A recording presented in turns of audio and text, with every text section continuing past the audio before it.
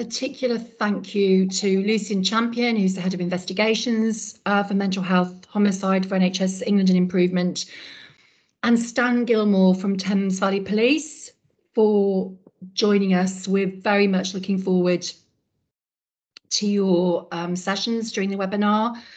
And as I can see, more people are joining us. Richard, is there any particular points you would like to make around any general housekeeping or anything? I've just mentioned it, Sarah, just to use the chat function the best we can. We have got a session for Q&As, of course, if time runs out. And that's one area that we could always stand down. So please use the chat function as we go, and we'll try and answer questions as we go. If you do want to come in on a point, please use the hand up function, making sure you put your hand down again once you've finished. Thank you. That's really helpful. Thank you very much, Richard. Sorry, I missed that. So do we have a Menti session at this bit, Richard, or is that later on? Are we going to do Menti now? Or that's at the end, Sarah. Okay, sorry, I do apologise. Sorry, sometimes I do it at the beginning as well. Okay, well, thanks very much, everyone, for joining us today, as Richard said, and what a lovely welcome from Richard. And again, apologies from our colleague, Andrea King, who's our Assistant Director for Children and Young People in NHS England and Improvement in the South East. As Richard said, Andrea's moving house today. So I've just wanted to share a few thoughts and observations, really, just to begin the session and to perhaps start the discussion off. So obviously I know many of you will be aware of the work of Louis Appleby and team in terms of the suicide and homicide reports and inquiries and the theme review, and we've included some links to key documents here for you.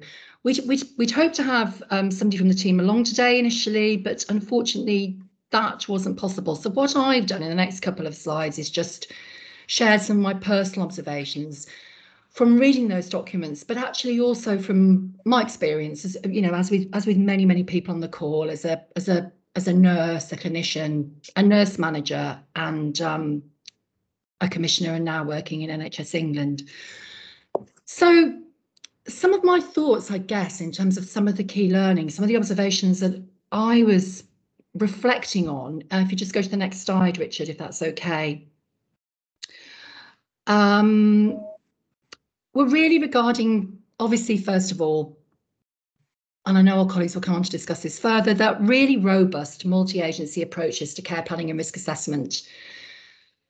Obviously, the Think Family approach, thinking about safeguarding and domestic violence best practice, use of MARAC, multi-agency risk assessment conferences, when assessing and mitigating and managing risk. And I think a key learning for me, in particular, when thinking about domestic violence, especially, was thinking about, as I said, Think Family, but also thinking about, you know, the family as a whole.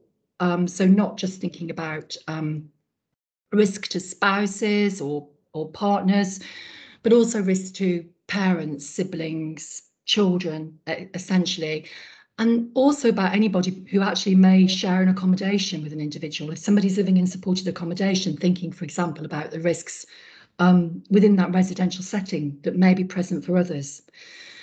Obviously, all of that's very much linked to robust care planning and risk assessment, use of Section 117 of the Mental Health Act, CPA, the care programme approach, and even potentially personal health budgets. So obviously, from October 2019, everybody who has a 117 requirement has an automatic entitlement to a discussion regarding a personal health budget as part of their community care plan, their community care package. And I think it's important to think about those things when we're planning to support people who have ongoing mental health needs and perhaps require ongoing support in terms of their mental health requirements and any level of assessed risk. And then also thinking about use of community treatment orders, obviously, and the Mental Health Act specifically. Then obviously, moving on from that, thinking about robust clinical care pathways, particularly regarding alcohol and substance misuse and mental health difficulties and mental illness. So sometimes what's referred to in terms of dual diagnosis. So what exists locally in terms of best practice for join up and joint assessment of risk across services and joint care planning, and actually what exists in terms of staff who are specifically employed in dual diagnosis roles and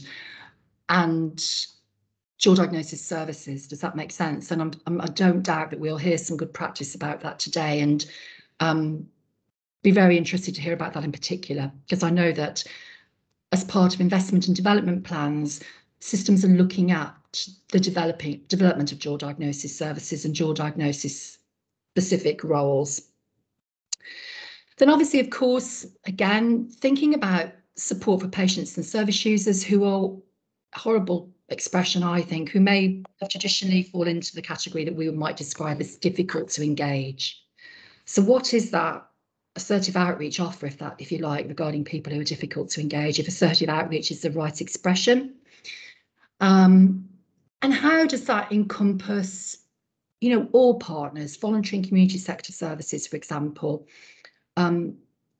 leisure activities, education, as well as social care, adult education, as well as social care support, social inclusion, for example. And then in addition to those thoughts regarding what might be offered as part of a planned intervention, what is available in terms of crisis services, in terms of follow-up, and how that fits in with somebody's RAP or plan or relapse management plan or crisis prevention plan in terms of ongoing levels of monitoring and support, high levels of monitoring support, and what communication there is between care coordinators and crisis support services, for example, and how that all knits together. I'm particularly interested in that. And then one thing that I picked up particularly was thinking about, particularly at the moment, the pressures we're all under, how we might mitigate against risks of high staff turnover. So again, interested to hear how others may offer thoughts or learning regarding that. But thinking about the importance of, you know, therapeutic relationship, therapeutic rapport with mental health, the importance of that therapeutic engagement with your care coordinator, how that is mitigated against if somebody moves on, particularly perhaps with client group who are difficult to engage. So next slide, if that's okay, Richard, that's all right.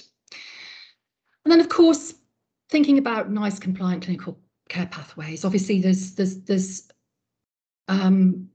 nice guidance regarding psychosis, which includes psychosis and substance misuse, for example, and how we, I suppose, as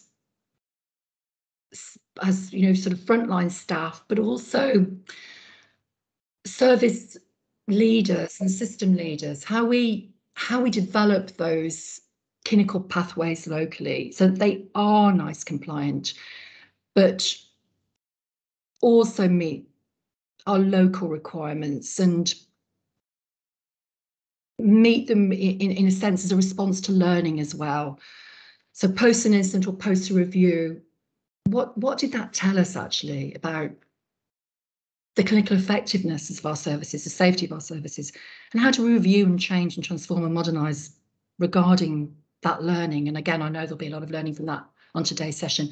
And of course, the importance of moving forward with that agenda in terms of cultural competency. So how our risk assessments and care plans are culturally competent, thinking particularly obviously about BAME groups specifically, but then actually in a broader context about all people that have protected characteristics under the Equality Act, and actually what training is available for staff in terms of risk assessment and care planning and development of CPA plans regarding meeting the needs of service users and their carers with cultural competency, and how we engage with local organisations, voluntary community sector, for example, including faith groups, for example, regarding that really wrapped around support, holistic support. Obviously, engagement with family and care is very important as part of safety planning, and interesting to hear what our speakers may have to say about that. And sometimes hear people say that can be difficult whilst maintaining patient confidentiality. So it would be interesting to hear what the thoughts are about that today.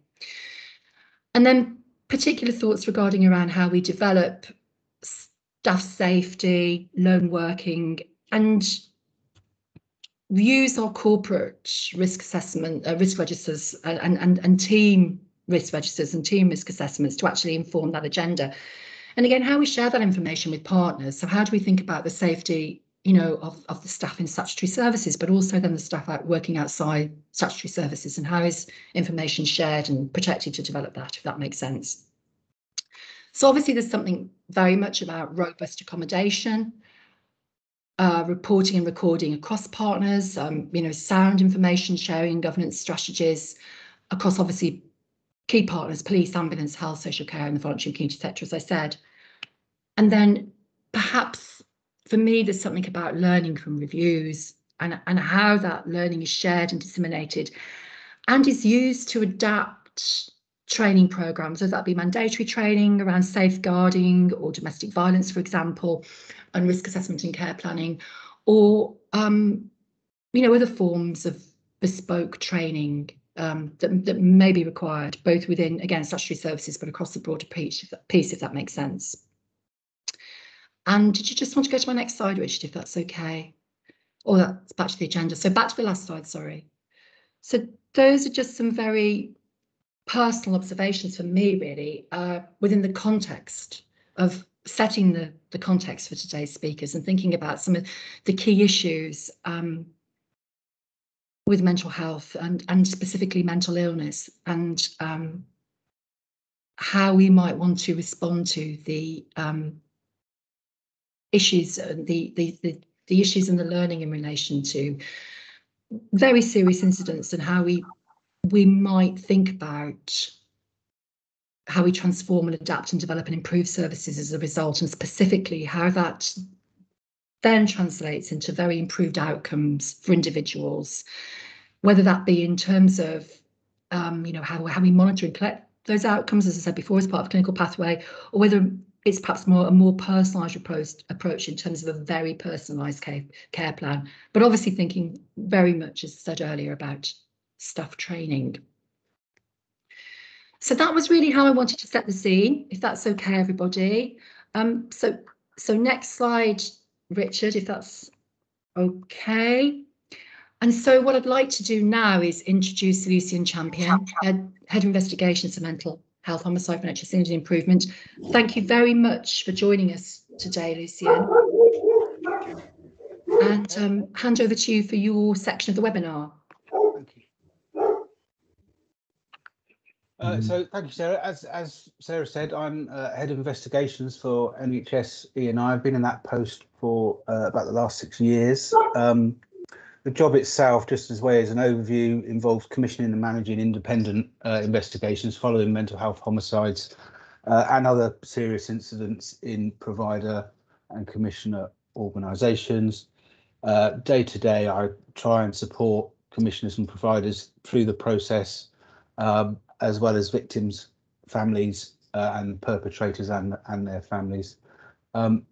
What I'm going to do today is just a bit of a whistle-stop tour, really, an overview of what reviews are for, and just some key messages from our most recent double annual report, which is due for publication in September. Just some highlights, really, from there. So can I have the next slide, please?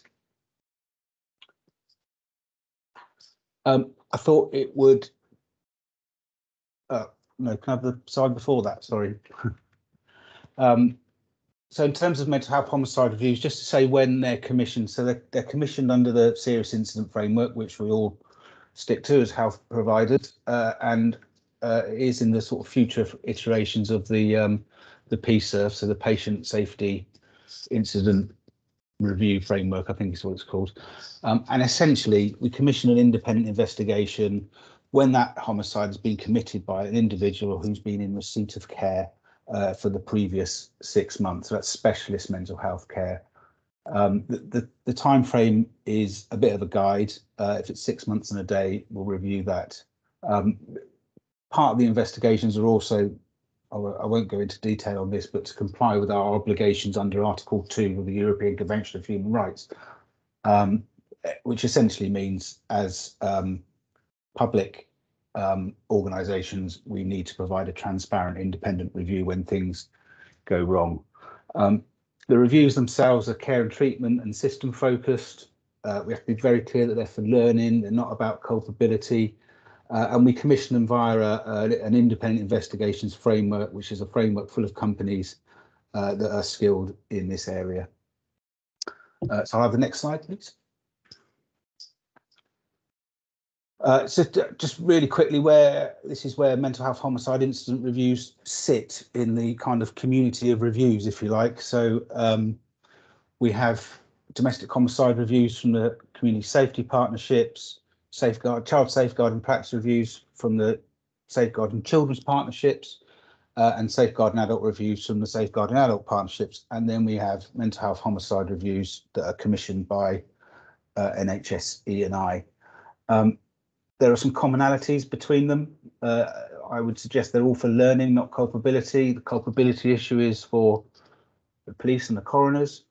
They all have potential for system-wide learning. So while they may focus on individual organisations' practice, there's system-wide learning in there. And then thinking about the differences, so they're all statutory except for mental health homicide reviews, and they're all victim-focused except for mental health homicide reviews. So our reviews focus on the care and treatment delivered to a perpetrator rather than the vulnerabilities of a victim of an incident. We do try and run them together if we can, because there's obviously overlaps in all of these. Sometimes that proves more difficult than perhaps it should. But that's just a map of reviews. Could I have the next slide, please?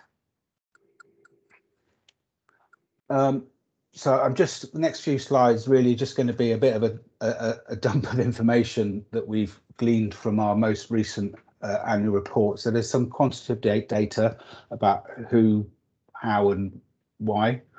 But we've also tried to take a human factors approach to some of the reports so that we can try and identify what the kind of system issues are that, thinking about the Swiss cheese model. So it's how the system lines up effectively or not effectively to provide the opportunities for mental health homicides to occur. But I'll talk about that in a little bit. Can I have the next slide, please? So this is a lovely graph. This is the current situation. If you look to the 2021, as of the end of March 2021, these are all the mental health homicide reviews that were currently in progress across the country. And the red bar is the south, and it's running at 15, or it was running at 15 then. So to put a bit of context in that, it's slightly shaky data because the ONS haven't put their figures out for 2021 as yet, but we'll bear with me. So in the year ending March 2020, there were 110 homicides across the same geographical area. So 15 represents a small percentage. I can't work that out that quickly. However, you can see from the graph, we did have a 50% increase from the year before. And we've also got waiting to commit for a commissioning decision. We've got a further 16 cases in the southeast and a further 9 in the southwest. We're obviously trying to consider whether the recent events of the pandemic had any bearing on those figures, because it's a slight jump, well, a significant jump. But we're waiting for a bit of research on that. So just in terms of the next bits of data, you can see that the numbers are really quite low in terms of what we might call general homicides. They probably run at about 10 to 12% of the language, usual homicides. So the numbers are low. So the information we're pulling out of it is caveated by that, if that's a word. Could I have the next slide, please? So this was a review from all the published cases from 2019 till March 2021. Just some sort of demographic data, really. We can see that there are more male perpetrators than females. The age range for males is quite broad, although the numbers for females is lower, so there's only one this year. And interesting enough, picking up slightly on what Sarah said, So in 1920, 80% of cases, the perpetrator knew their victim prior to fatality. And then in 21, 85% of the cases, the perpetrator knew their victim prior to the fatality. And that's a combination of intrafamilial incidents and also what Sarah's saying about people living in shared accommodation, neighbours, that sort of relationship. And 95% of those perpetrators were all open to some sort of community mental health team, whether that was a crisis team, a home treatment team, generic community mental health team. So all in contact with services at some point. Could I have the next slide, please? Again, this is from our published cases. This is just about the diagnosis of people well, at the time of the incident. You can see there that the most significant number is around people with schizophrenia or at least a psychotic illness, but we should say that it's generally they're comorbid with other diagnoses, which some of which are listed there, and predominantly, again, picking up on what Sarah said, that the combination of drug and alcohol use and psychosis. Could I have the next slide, please? So I'm going to talk a little bit now about the human factors analysis of some of our reports. The picture you've got in front of you is how human factors have been used on one particular report, just to give you an idea of what it looks like. And human factors is, as I said, an attempt to analyse system errors rather than individual errors. And we have a range of factors. So we have strong causal factors, which might be something like a history of violence.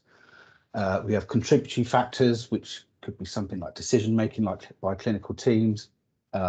Risk factors, which can include things like history of disengagement from services. Again, Sarah mentioned those individuals that we badge as hard to engage with. And it doesn't show here, but there is a section for good practice, which would have been coloured green, but it doesn't seem like there was much in this particular case. Could I have the next slide, please? So again, I'm going to reiterate these are small numbers, so be wary of conclusions drawn from them.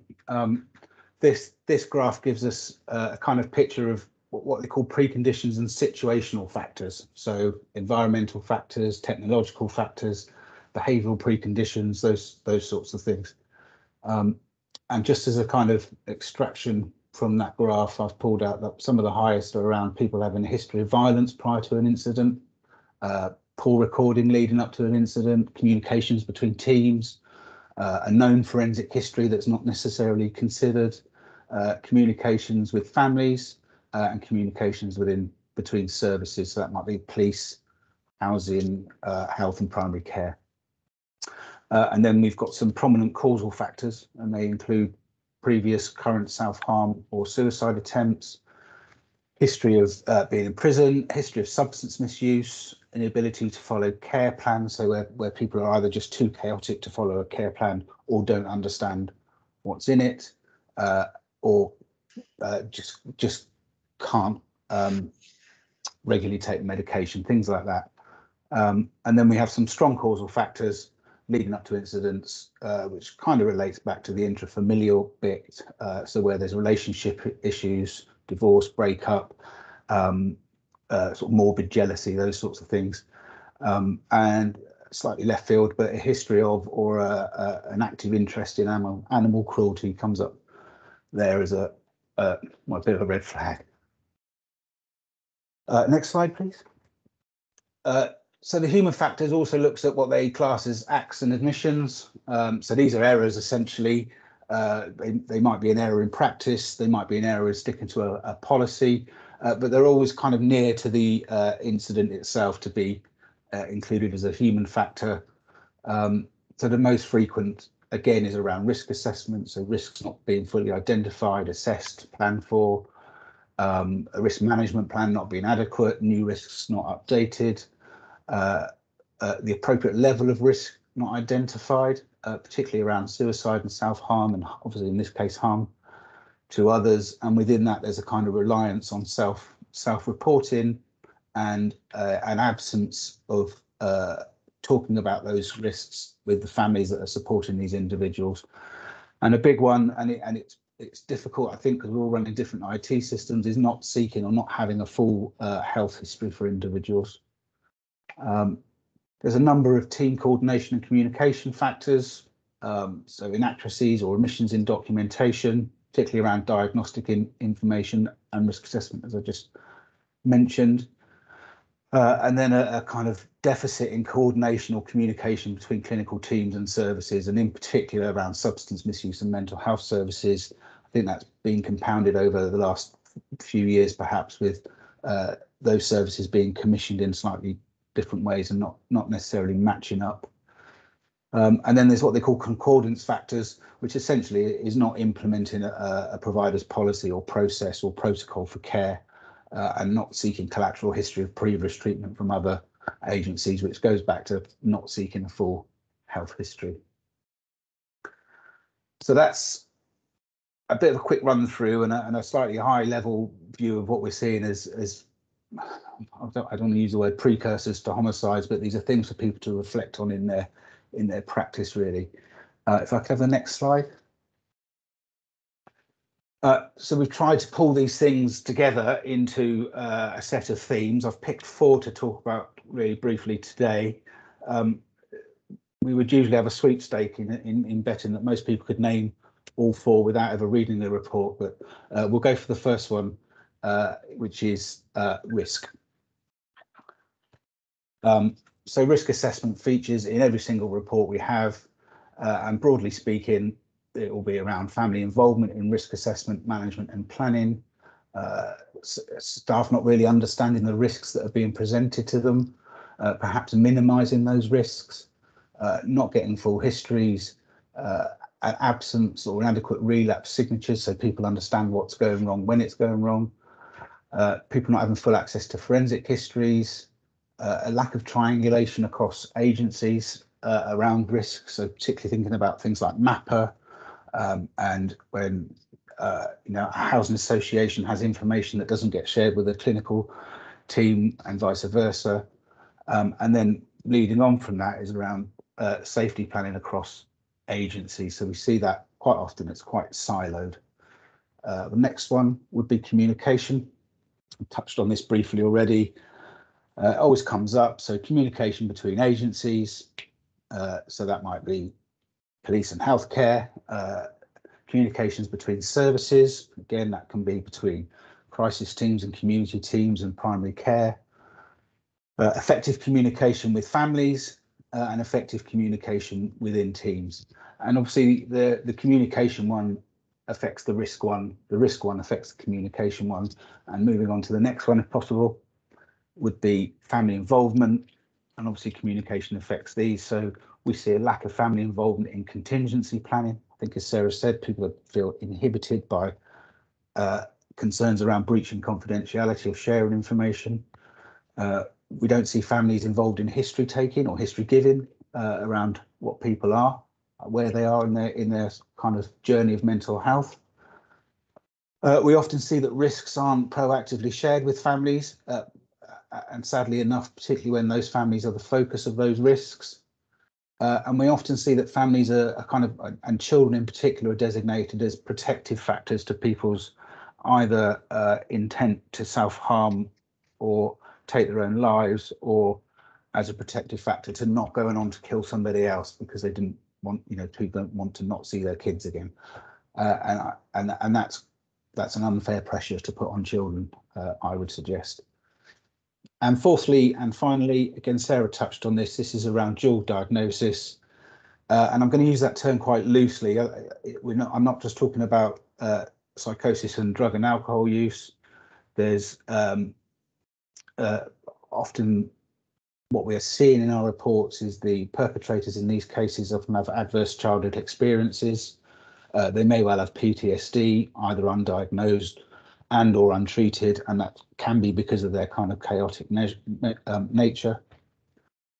There's always lots around drug and alcohol use. There's a dual diagnosis around learning disability, so people unable to maintain care plans or appointments simply because they're unable to read letters properly. And we're seeing an emergence of developmental disorder along with psychotic illness, particularly sort of undiagnosed in adults, where there's often not a clear pathway for those individuals to get assessed. And then again, in terms of dual diagnosis, comes back to the communications between services. We often see a kind of gap in the effectiveness of the communication between different services across the board. So I've sped through that. That's a lot of information, so I'm more than happy to take questions at the end. But again, just a note of caution that our numbers are small, but they are significant in terms of the impact that these incidents have on individuals, staff, community, services. These themes aren't new. They've been repeated in just about every report I've seen, and they've been repeated over several years. And they're really issues for people to reflect on when commissioning, designing and delivering clinical healthcare services. So that's it from me. Thank you for listening. Lucian, that was really, really helpful. Thank you, and very, very, very informative. I'm going to invite questions at this point. Does anybody have any immediate questions for Lucian before we move on to the next section from Stan? And if not, then we'll move on to welcome Stan Gilmore from Thames Valley Police. Welcome, Stan, and thank you very, very much for joining us. Would you like to introduce yourself to us and tell us a bit about what you do and introduce your session? Okay. Thanks, Sarah. So Stan Gilmore, I'm a superintendent, detective superintendent with Thames Valley Police, but my current role is the director of the Thames Valley Violence Reduction Unit, which isn't a police unit. It's a multi-agency team that sits under the Office of the Police and Crime Commissioner, funded by the Home Office. Our role is to bring leadership and strategic direction, that's what it says, or strategic coordination rather. That's our kind of mission from the Home Office across systems. So all systems that come into contact with people who are impacted by serious violence. So I'm really pleased to be following Lucian because he's going to set me up really well for what I'm going to say. I'm going to try and explain what we do and how we do it, or how we try to do it. Pick up some of the issues that I think need further scrutiny, and then hopefully keep in touch with you all, because part of my systems-wide look, so it'd be great to just to keep the conversation going. But with that, perhaps we could put my first slide up. And this is a model that kind of came into being in America to deal with mental health crisis and law enforcement contact. But it's a pretty good model that we've kind of pinched and modified for providing focus for the work that we do across the VRU, the Violence Reduction Unit. So if I kind of take you through it, hopefully it'll start to make sense because it is a bit busy. So a whole systems approach focused with and for our communities. So adapting that public health approach that we are there to provide, benefit with and for our communities. Looking at the kind of three prevention domains of primary, secondary, and tertiary. With a focus across a life course as well, and it broadly splits across a life course. It's obviously doesn't completely scan, but it broadly fits across a life course of universal, targeted, and specialist interventions across primary, secondary, and tertiary. But what do we mean by intercept then, and a sequential intercept? So we'd say that roughly intercept 0 is where all services, including voluntary, community, faith and social enterprise services, might sit that don't involve the police. So when I say in all these meetings that the criminal law is a benchmark for typical behaviour, And when your behaviour is not typical, then you come into contact potentially with the criminal law. And if you ask, well, why do people behave in non-typical ways? The kind of easy answer is, well, because they're criminal. And the kind of more complex and more accurate answer is yet to be written, but it is for lots of different reasons people might not behave in the way that lawmakers would specify as being typical. And we'll cover a bit more of this later, and you've already talked about it this morning anyway, this afternoon anyway. So at Intercept Zero, we have, those issues around crisis support, early help, and indeed some statutory services that might sit within that early help function. We've got the voluntary community, faith and social enterprise groups. And when people behave in a certain way and they come to the attention of the police at Intercept 1, then our response should really be, is this a matter for the police? Or is this something that we can deflect back into those community services, because we don't particularly want to criminalise or recriminalise people. We want to support them and seek help for them rather than bring them straight into the criminal justice system, which often doesn't provide the kind of assistance they need. That said, and Lucian's made the point that sometimes risk management trumps everything and they need to be arrested.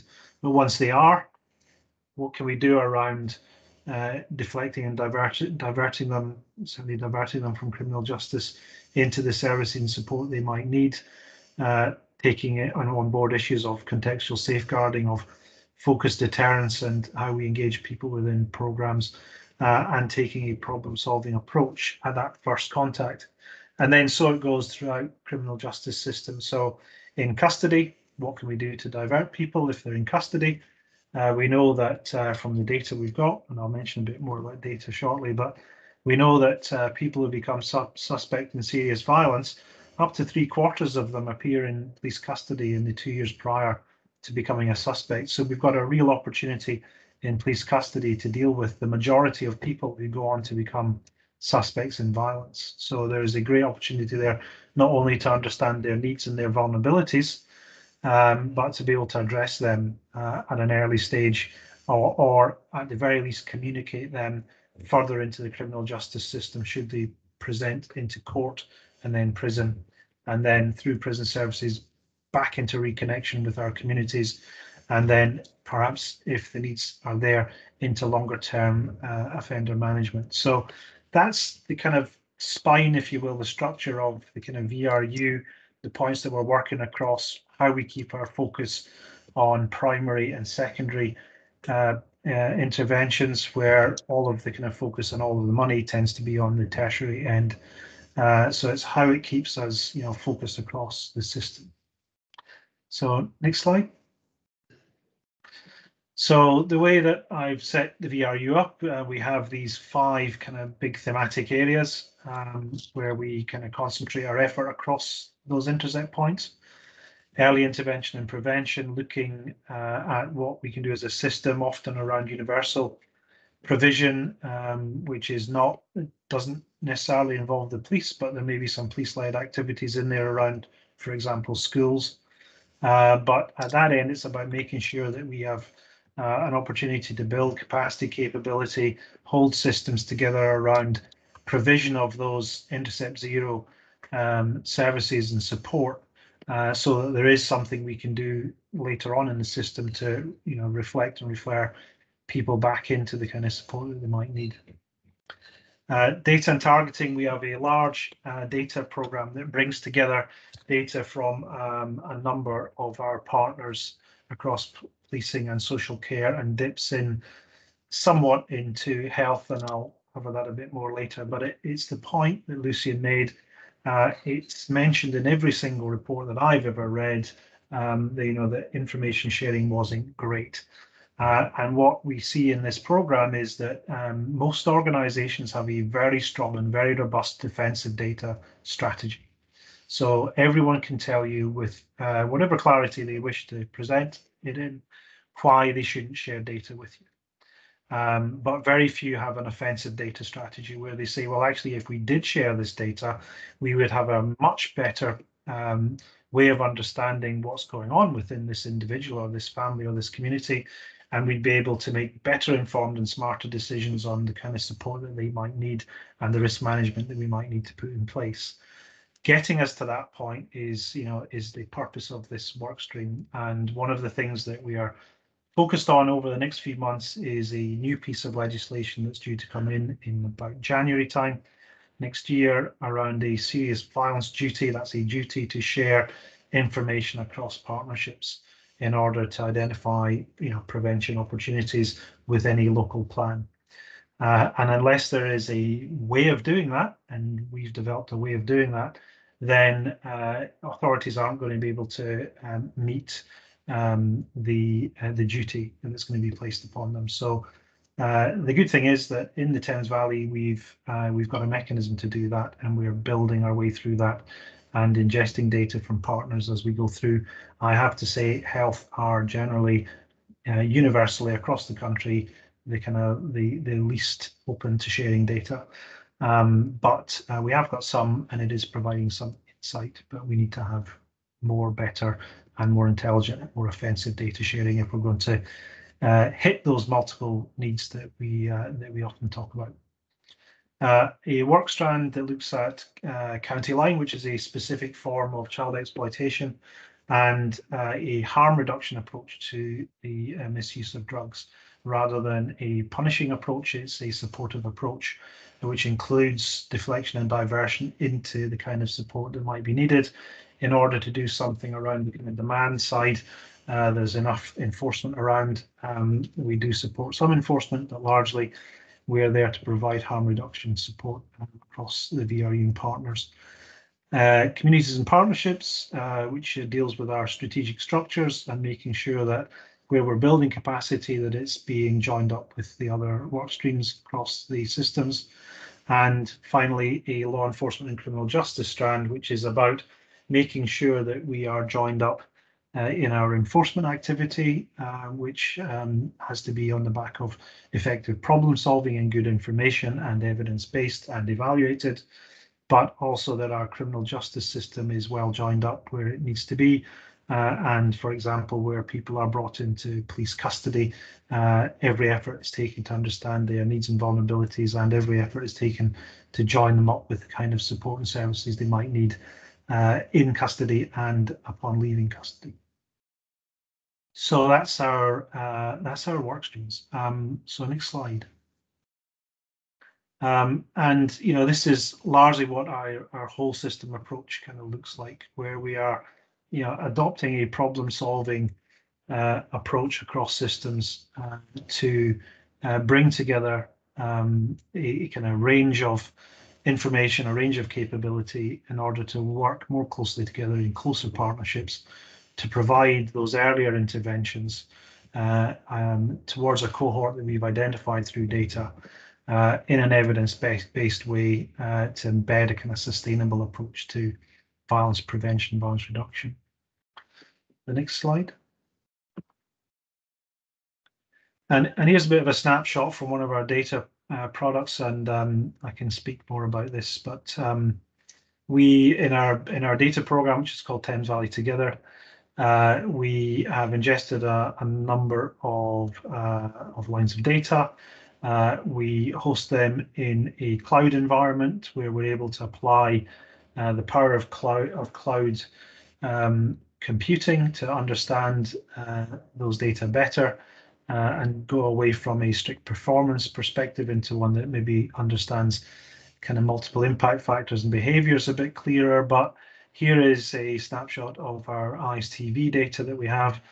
So every emergency department in the Thames Valley should be collecting information on non-accidental injuries as they arrive in the emergency department, and then providing those data to partners, including police, to better understand the kind of presentation of non-accidental injuries around violence, specifically within emergency departments. To date, Oxfordshire are the only people that actually do that effectively, but it does show that there is a reduction in presentation in emergency departments. But this allows us, through one of our other programs, which is a hospital navigator program, to be able to connect with people as they come into an emergency department in that reachable moment, to be able to understand their needs and navigate them into the kind of service and support that they or their family or their friends might need at that moment where they are reachable. So there's lots of things we need to do around data. One of them is improve this kind of data and its reach across the Thames Valley. But another thing is to be able to layer it in with other data to better understand and make better decisions around our resources across the Thames Valley. So the Serious Violence Dashboard, one product that we've produced, there are a number of others, and we're using that power of cloud computing to be able to gain insight into our data, into our combined data. And the next slide, please. And this is a little snapshot from our strategic needs assessment that we've done on the back of those data, and is published on our website. It is a live dashboard, but we've published a snapshot on our website with some contextual information in it as well. And it just kind of speaks to some of the system costs that we see around serious violence, and we're working with partners to better understand and model our approaches so that we could gain greater insight into not just the financial costs, but things like quality adjusted life years. Should we pull one of the levers, adjust one of the support mechanisms, invest in one of the projects? You know, what effect would that have, not just in financial terms, but in kind of health terms as well? So piece of work that's ongoing, but you know, it gives you a little bit of snapshot into what we're able to do and able to visualize across the systems when we start to bring our data together. And the next one. And this is, again, apologies for a busy slide, but it's a way of presenting a kind of specific policing approach, I guess, and then layer our programs on the top of it. So it just gives an example of how we're able to say, well, actually, if the audience that we're looking to reach is the police, then the police tend to work in these kind of 4 domains: protect, prepare, prevent, pursue. And this just explains how we layer our work streams across those pillars in support of kind of policing activity, if you will. But at the end of it, we're looking to establish this single whole systems public health approach, pooling expertise from across sectors and being able to deliver it in a meaningful way into these areas that is trauma responsive. And one of the ambitions we have is to make sure that the Thames Valley and the partners within the Thames Valley are trauma aware, at least trauma informed, we hope, and that the policies and procedures can match that ambition as well. So next slide. And these next couple of slides just kind of dig into some of the things that kind of Lucian, I guess, raised. So the Serious Violence Strategy published in 2018. By the Home Office has lots of good information in it, but on one page it has this, which are the risk factors that are being identified for serious violence, and we can see they're contextual. At an individual level, you have childhood abuse and neglect, so we're talking here the language of adverse childhood experiences, and they kind of feature highly and prominently in the way that we would understand kind of vulnerability and need. But they go all the way through to head injury at the bottom, and I think by head injury we probably mean brain injury. But it's very clear that when you take those risk factors individually and you look through your data for their prevalence in the data, they are highly prevalent in the data. And we would say that you know, whatever group you asked, and if I asked this group, you would probably come up with that list of risk factors if I asked you to list them, and I do frequently.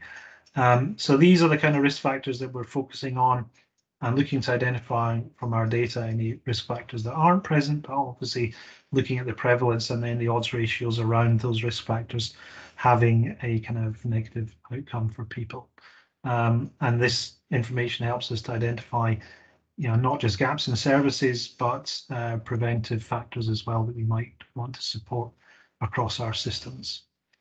So next slide, please. And I think Lucy kind of touched on this when he was talking about, you know, prevalence within the reviews that he's seen. So we have a kind of clear focus within the unit on neurodiversity, neurodisability, and how it impacts on things like mental health, but also on things like PTSD and recovery from PTSD. And we've produced a pilot study and published it around PTSD and brain injury in police officers, and how coping mechanisms can impact on those issues, and how brain injury can impact on recovery from PTSD, etc. So, there is a clear kind of line of inquiry for us around, neurodisability, neurodevelopmental disorders. And this slide is a snapshot. It's reproduced in other reports around, what are the characteristics of those people that end up in custody. And we can see here learning disabilities very low within the general population, reasonably prevalent within young people in custody. And, you see greater ratio differences when you come to TBI, traumatic brain injury. And that figure there is reproduced all over. So women, there's a recent study that showed 80% of women have a brain injury when they present in police custody, and that number transfers to around about 2/3 in women's prison. 2/3 of those brain injuries come from interpersonal violence. And we know that TBI is strongly associated with comorbidities, including mental health disorders and alcoholism. We know that adverse childhood experiences often get misdiagnosed as ADHD or personality disorder, etc. So, a ton more work to be done in this, in order for us to understand just how these things impact or work together and against, healthy decision making and approaches that police and partners might take around people that are affected by these issues. But we are kind of on that journey to better understand why we're locking up so many people with these disorders. And one of our partners will say that prisons are brain injury clinics without the resources, and probably not too wrong.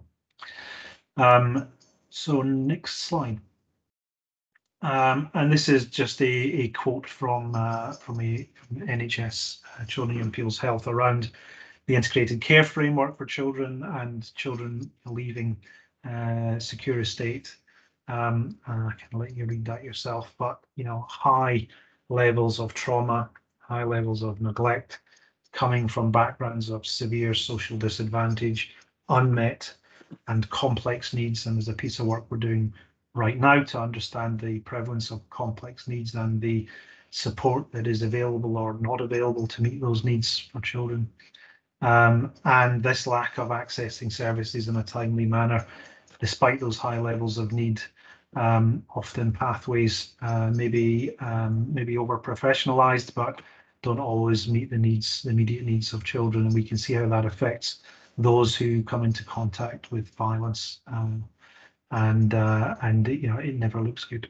So we know this stuff, and we need to do more about it, and that's kind of Lucine's message as well, I think. And then I think the last slide is a work in progress. This is a very first snapshot of a very rough piece of work that we've commissioned using our data to start to bring a little bit more understanding into specifically into homicides, and the kind of background characteristics, background information that we have across our Thames Valley Together program. And this will build as more data starts to build in. That will give us a bit of insight into, how often people are coming into custody, how many are affected by, mental ill health or other issues, and it will enable us to see whether we've got, support in the right places to meet the needs of those who are affected by homicide. So I'm really keen to keep working with you guys, and really keen to kind of build this knowledge base, really keen to make better use of data, and I appreciate the reluctance in health of sharing data, but I think if we're going to make intelligent decisions, we need to get beyond that and be a little bit more offensive with our data strategies and a little bit less defensive. Either way, legislation is going to come in that will force that, so we need to be prepared. The good thing is we are prepared, and we have got a mechanism to do it effectively, securely, and safely. So hoping we can work more closely together in the future, and that's me. That's really brilliant, Stan. Thank you so much. Really very helpful. Sorry about that. I've got just awful echo at the moment. Could everybody go on mute? Because I think that might help. Oh, it's gone away now. Thanks. That's helpful. Really very helpful, Stan. Thank you. It's really informative as well. I can see that Helen has put a question in the chat. I just wondered, did you want to, before we go into, well, we could start actually with Helen's question in terms of the question answer, an open discussion part of the agenda. So Helen, I'm not sure if you're still with us, but I think Helen, did you want to come in regarding your question in relation to sexual violence? Hi. Thank you, Sarah, and thank you, Stan. I was really interested in your. I just wondered if your approach included sexual violence and violence against women and girls. There were lots of interlinking themes there. Your statistic about women with head injuries in custody, but obviously you take that back a step. Are we looking at domestic violence, sexual violence, violence against women and girls? And it would be really good to see all your data on perpetrators and victims broken down by sex as well, if possible. Yeah, well, we can do that easily enough. But the focus of the violence reduction units, and there are 18 across the country, all funded by the Home Office. The focus there was on public space violence involving young people, and largely it was in response to the kind of knife crime rises that we saw 2018 and onwards. So although we're not particularly focused on sexual violence or violence against women and girls as a theme, the causes of the causes are pretty similar, and the data that we have enables those that are focused on that to do kind of better work. We have within the VRU a special interest group on violence involving those who identify as women and girls, and we're, for example, on tomorrow I'm involved in planning for a conference on violence against women and girls, using the information that we're gaining from our kind of research and our special interest group to better identify what approaches we need to be taking there. And the rate reviews just come out, as you know. The rate review is full of comments around trauma and re-traumatization. We lead on a kind of program of work to build trauma-aware services. So there are areas where we can particularly focus our knowledge and our skills and our information. But independently, sexual violence and violence against women and girls isn't our top line. Our top line is generally public space violence involving young people. So it could cross over, but is not a particular focus.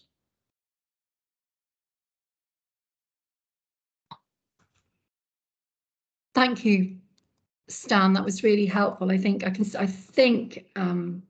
our colleague is still with us, but I thought that was really informative. Thank you.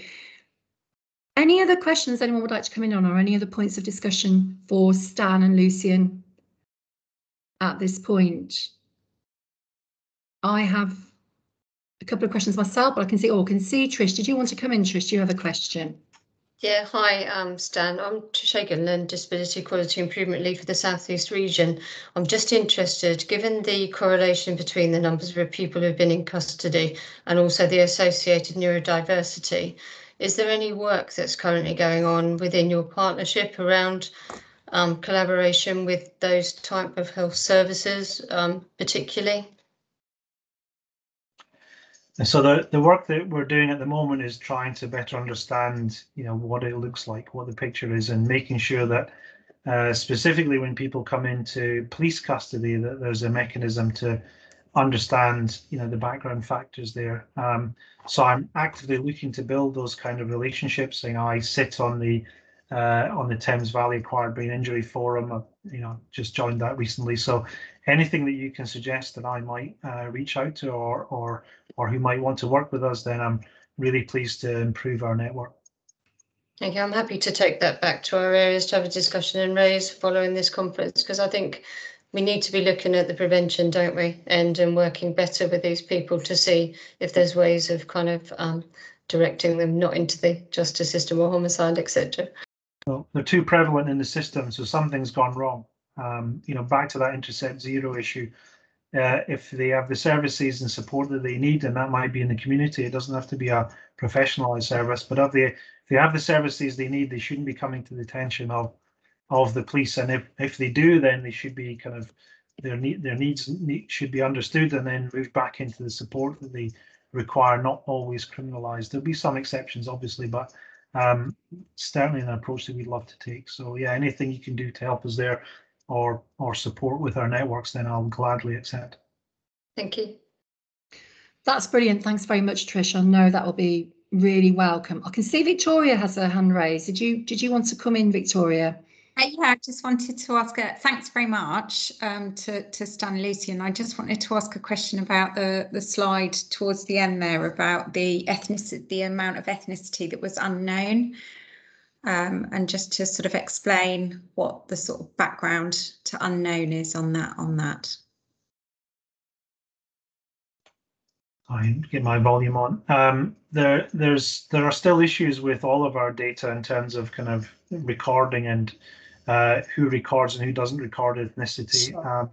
So that's just a data quality. Well, that is a data quality issue that we're seeking to improve all the time. We have got programs in place to be able to do that and to better understand and get more accurate data on ethnicity, and we're working with other colleagues, locally, regionally, nationally, in order to get a better understanding of disproportionality linked to inequality, linked to those causes that we all know about, into the kind of forefront of our actions. So a data quality issue, generally one that we're working on.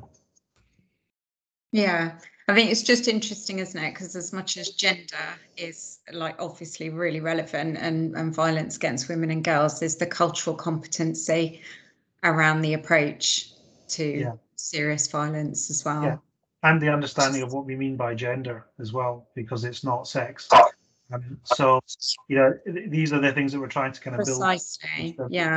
Yeah, it's difficult, isn't it, without the data? Yeah. Data understanding, and make sure that we've got areas on data input where we can accurately record these things. So not narrative input. We want stuff that actually gives us accuracy, and that's something that we're working out through our data work.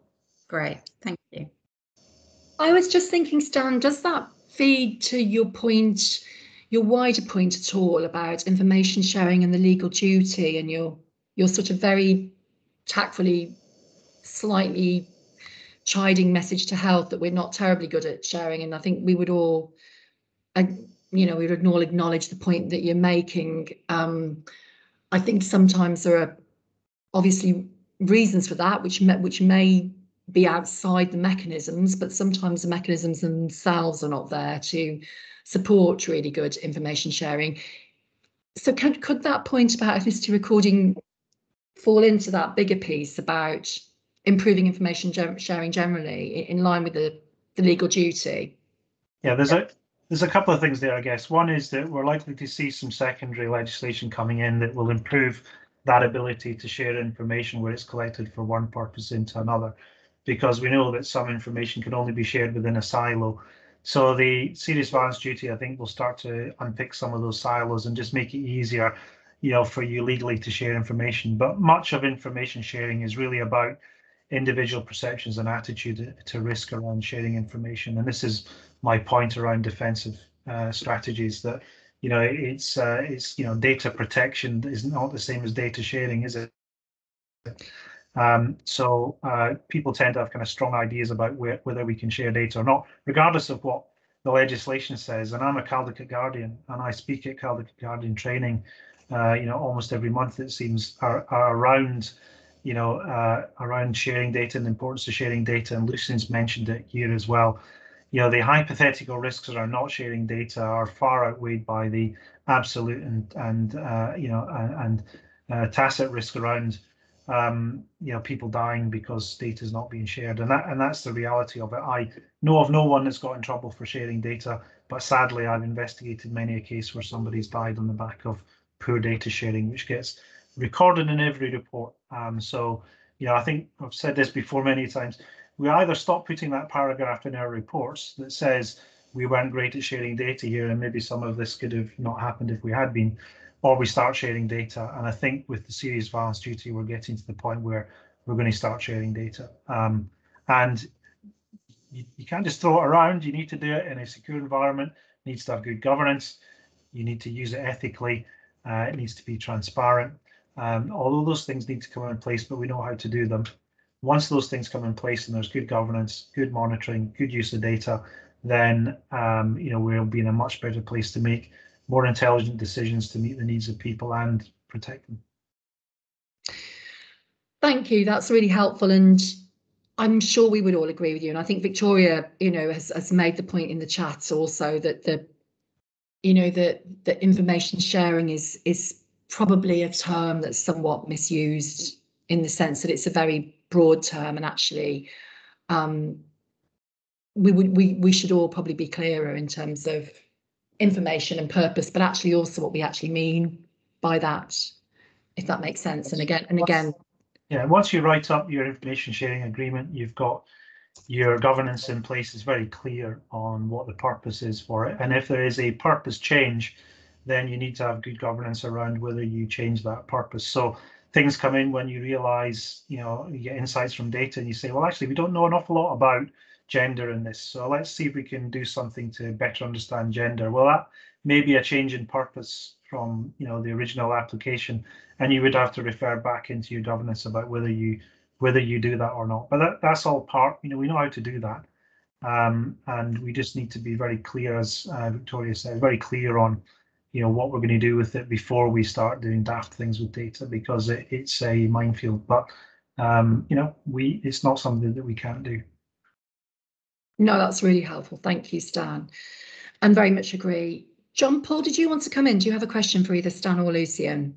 I think it's reflecting on the fact that how we might go beyond the data. So, you know, reflecting the fact that the data is probabilistic, that, you know, there's tendencies. It's not, you know, if someone has 2 out of 3, there's definitely going to be violence. It's like, how do we start connecting the dots and identifying patterns, and what and because, you know, it's not definitive, this is a risk, and therefore that we can do a risk assessment like that. How do we work? Can we work together better to start identifying those patterns in the communities, rather than one person kind of slipping between one provider and another and kind of falling through the gaps, maybe, or having things that where you have different things that you can see as a system, but you haven't really pulled things together in one go to identify a person who's at risk overall, which one individual might not see on their own.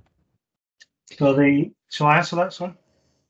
Yeah, I mean, I was actually just going to say I was going to ask a similar question myself, actually, in terms of best practice regarding risk assessment and risk management. I was going to bring Lucian and yourself in on that one, because I was interested, you know, in terms of many of Lucian's points also regarding risk assessment, and in particular recording of forensic risk. And how sometimes that just doesn't happen. So actually, I think if a response from you both would be really helpful. So please go ahead, Stan. Yeah. I mean, I think what we see in our report, I mean, is risk assessment. You know, if you take the whole suite of a risk assessment, a risk management plan, a crisis relapse plan, and then actually what we're going to do about it. What we see, and I don't mean to sound critical, but I probably will, is the standard generally isn't very good. I think often people don't really understand what they're seeing, particularly in terms of turning that history into a kind of current presentation. I think some of that's because people haven't got the tools to do it, the time to do it, etc., etc. But that's not a reason not to do it. When I get reports in and I get 26 years worth of history, and you kind of sit there trying not to have 2020 vision, but going, how did we not see this coming? But then when you dig deeper, you know, people haven't got full histories. They don't know that the people that they're working with have, let's for instance, for an example, have been in Broadmoor for 20 years. You know, you don't get into Broadmoor for minor offences anymore. You know, and so there's something about making that information available to frontline staff in a timely manner, which our IT systems probably don't do particularly well. And I think all providers have gone through massive changes with their IT systems. It's that, you know, there's still trusts that are trying to upload 30 years of notes onto a system and just haven't got the capacity to do it. So I mean, risk assessment should inform the basis of all the treatment that we give and where we give it. And if we can't give it the time to do it properly, then we're not doing our jobs properly. And in terms of information sharing around that, picking up slightly on the previous question, we often don't ask for the right information from other parts of the services. And then when we get it, we don't necessarily understand it and what it actually means. And we don't ask families what it's like to live with an individual who is chaotic, potentially violent, threatening, abusive, etc. And we don't necessarily listen to the communities around that person either. And that all, for me, is about risk assessment, and risk management is about understanding the person and the context that they live in. Yeah, and I thought, Lucy, your point about patients and families understanding care plans and risk assessments, I'm somewhat paraphrasing, I know, but that point really landed with me, and it made me think again about the cultural competency point, because it made me think, you know, reflecting again on my own experience with a very serious incident, and just thinking about how, you know, sometimes do we always communicate through interpreters in every single occasion that we should, for example? And if we don't do that, how can we be absolutely certain that information has been received and understood, if that makes sense? And are we making sure that that information is available in the correct language is sometimes a really important way of joining the dots in the way that John Paul alluded to, but also mitigating against risk. And that's been tragically, that's been a personal observation for me at least once, if I'm being honest. And do you think you did want to come in as well, didn't Stan, really, didn't you, on that point? Then anything you wanted to add there? Well, just on all those points, I guess. I mean, we know that you know, whatever risks that we identify are not necessarily deterministic; they are probabilistic. And risk assessment is based on probabilities at the end of the day. I've spent, you know, decades working in risk assessment. Very few risk assessment processes are evaluated. Interestingly, you may do a serious case review, which, you know, picks up the outliers, but, you know, as a kind of routine, we're pretty bad at, you know, assessing our general risk assessment approaches. The issue with, you know, taking individual and atypical outlier cases and subjecting them to scrutiny is the kind of issue around kind of the false negatives piece, you know, as to, well, okay, you know, there was maybe 12 of these going on at the time, and this one, you know, got by, but the same decision making was made on all of them. So, you know, that's the point Lucia made about 2020 hindsight, really. And that's why you need kind of, you know, the power of computers, I guess, to help you out with some of that, and wading through some of this, you know, the signal and the noise. You know, where are you getting your information from? Are you interpreting it in the right way? And, you know, the issue of speaking to families and communities, yes, really important, but you can't have families and communities giving their weighting the risk assessment in favour of an individual, because we know they will generally underestimate the risk. And, you know, all the work I've done in risk assessment, especially around, you know, domestic homicide, etc., is that, you know, when you give the authority to the kind of close family or partner, for the, you know, they said they felt safe. They said he was only making it up. You know, we went with that. Generally speaking, that's where you get it wrong. So, yeah, you need to bring it together. You need to learn. You need to hone your risk assessments. You need to make sure that everyone understands this is probabilistic and not deterministic.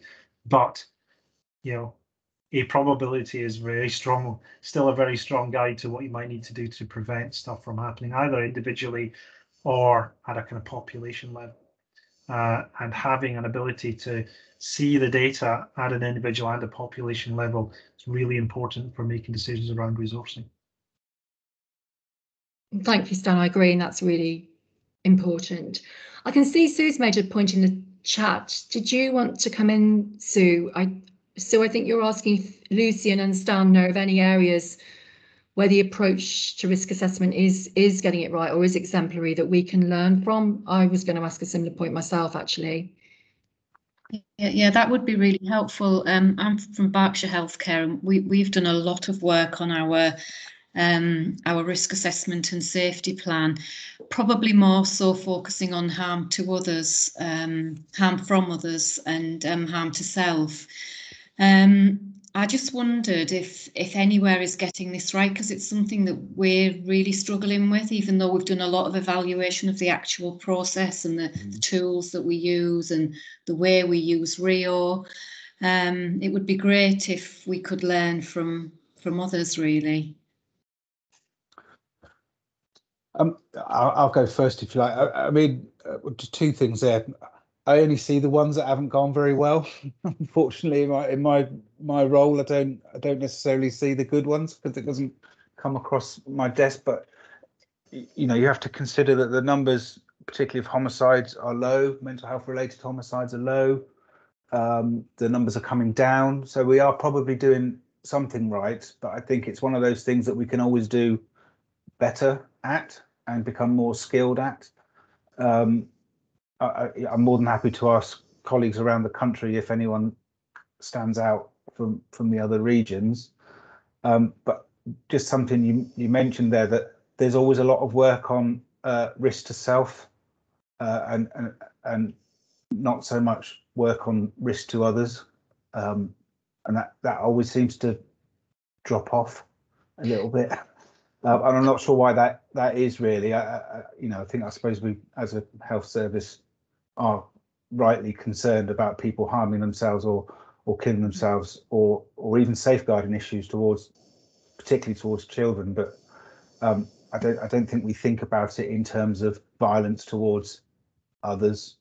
You know, it's not a topic that everybody wants to talk about, is it? I suppose, but. So I think that's the emphasis that we need to put, is that all those kind of three main categories have equal prominence within those risk assessments, and that, well, you know, almost more importantly, what you're going to do about it once you've identified it. Yeah. There are. Sorry, shall I come in? Please, Dan. Yeah. So I'm really happy to work with you, Sue, on this, because it's a big area of focus for us. We're using the data that we've got in Thames Valley Together to run some research and evaluation across those data to better understand whether we're getting it right in the types of risk assessments we have. So, for example, working with the University of Oxford around, you know, risk of violence, working with the UCL in London around, you know, risks around domestic violence, and just honing our systems to say, well, actually, all the risk assessment tools that we have, how accurate are they? How accurate are they if we do this to them, if we make this change? So we're doing a lot of evaluation around how we can increase accuracy, and we're looking at other people. So, you know, in the healthcare setting, you know, violence in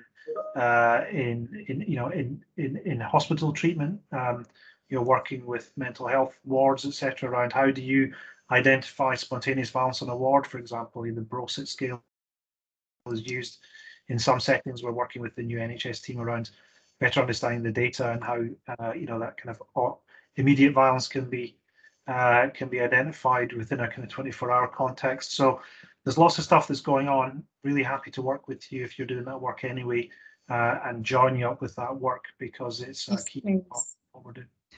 Yeah, Thanks. I think you. Oh, I'm so Really sorry, so I interrupted you.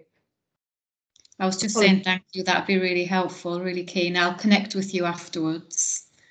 I think that would be really helpful. Sorry, I can see Lucian. Did you want to come in as well? Yeah, I suppose I was just going to throw in it. For me, it's not just about doing the risk assessment, it's the support and training we put in around the people that are doing it. So when they're presented with something that they don't understand, they know who to go to kind of cross-reference that. And one of the themes was teams not discussing people with each other.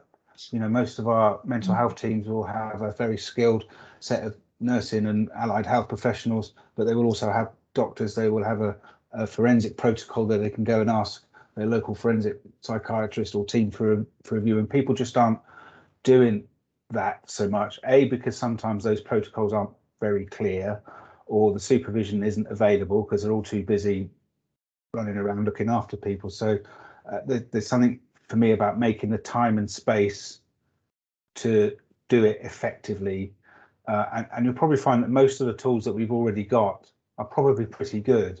We just don't utilize them as well as we could. Yeah, I would agree. Nick Hindley, sorry. So Nick Hindley, I think he was on here earlier and has dropped out, but Nick made this exact point to me earlier when we were talking about how we get more effective systems in place, and that the issue of clinical supervision, you don't know what you don't know, but you sometimes need to ask people. Really important to be able to kind of layer into this. So I completely agree with Lucian. I really agree, and I very much agree, Stanley, some of the point about supervision as well. And again, I think that is some of the learning from some of the thematic reviews, isn't it? So I think, building on Sue's point, I was going to ask, actually, I mean, there is before I come on to building on Sue's point, I was also, I'm mindful we've only got 7 minutes left, but I just was going to throw out really a challenge and not necessarily expect an answer from anybody. But back to my point about NICE compliant pathways, I think for me, there is something about risk assessment, most definitely, and I don't think we always record well enough the incidents where, thinking of history of violence, where people are clearly a risk to others and actually enact violence on others, but that doesn't always result in a criminal conviction. Does that make sense? And that's one thing that has troubled me a little bit during my career in terms of how that's then captured. But back to my point about NICE compliant pathways, for me, there's also something about, as Lucian was saying earlier, capturing that history of non-compliance. Does that make sense? Do you know what I mean? In relation to concordance with, whatever the NICE therapy is, whether that is around, antipsychotic medication, for example, and or depot injections, or and where CTOs might come in, and I think for me that's the step after risk assessment. So here's the risk assessment. So what is information telling us, and what is the best practice in terms of what we may need to do about it? But appreciate that's probably a conversation for another day. So the point I was going to make, building on Sue's point, was I just wanted to ask, if there is an opportunity for us to perhaps, begin a dialogue then regarding what good does look like, and work with you both, perhaps in terms of taking that forward. And just wanted to invite colleagues along with Sue to put their emails address into the chat. Would that be okay? If there's an opportunity to have a follow-on discussion, or in some form or other, and I'm sure that is something that Andrew would want us to take forward. Would that make sense, Lucian and Stan?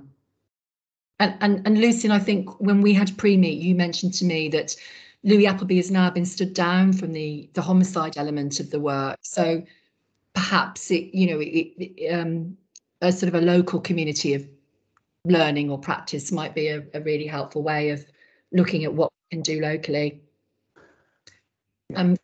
Brilliant, that's great, thanks. And perhaps have a follow-on session in a couple or so months' time regarding those points.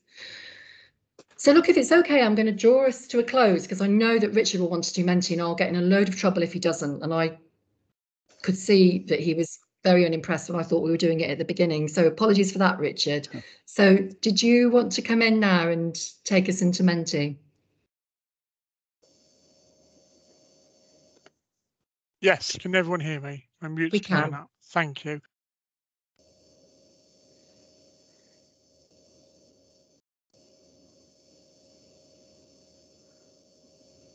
I think you're on mute. Are you on mute still?